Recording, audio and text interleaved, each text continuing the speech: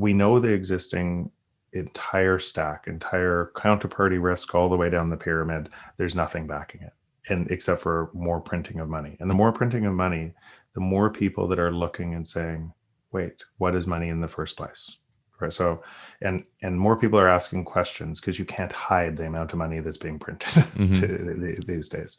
So, and then and we know we've talked about what is driving Bitcoin's value, because it's an escape valve from that. So I'm going to, just before I answer, what I would say, if you looked at those two systems, the only asset in the world that is not mispriced is Bitcoin. It's a great point. Everything else is mispriced by the currency manipulation, and everything on top of it, stocks, bonds, everything is houses, everything is mispriced. And so what's happening is Bitcoin is absorbing value from that system and over time. But if you actually measured everything you're pricing in Bitcoin, you would see the truth. We already live in a deflationary society, and everything's going down in price versus Bitcoin. That's the truth. Now, what could happen in the short term, not long term, because I think that structure, that's going to be what's happening. But what could happen in the short term?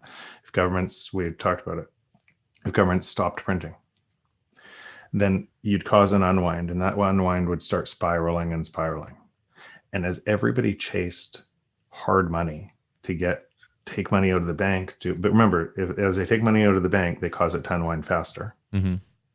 As they take money out of the stocks to try to get out of things, everybody races to the exits at the same time, which causes the whole thing to unwind faster, which would keep going to the sand. It would, and we probably know that won't happen. But could governments or central banks or anything else at some point, could that happen partway down that stack, and a whole bunch of destruction of wealth and value, and then they come in and try to reflate it? Yes, that could happen. And in that environment, Bitcoin will fall too. Everything will fall. Bitcoin will fall too. If that happens, buy more Bitcoin as fast as you can, because they have to reflate it. There's no way, because it can't go down to the sand. It has to be reflated, and so that would be a really great opportunity if something like that happens, to accumulate more Bitcoin. We are being very aggressive, and I think our chairman, Jay Powell, has learned from the experience of 2008. We're moving much faster than we moved in 2008. We're being more aggressive. Is there more we can do? Yes. Is there more we may end up doing? Yes.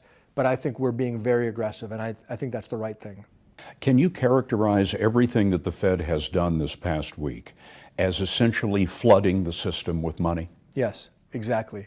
And there's no end to your ability to do that? There is no end to our ability to do that. We don't want more money. We want what we think more money will buy us. Money is an abstract concept for our time.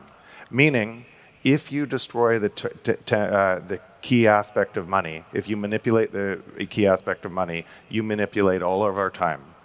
And when you have manipulation in money, you must have misinformation everywhere in society.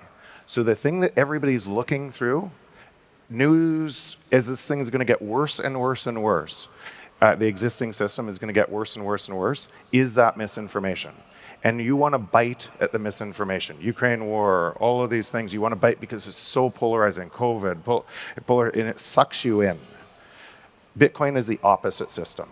Hope, truth, better future, spend time there, forget this system's going to die anyways.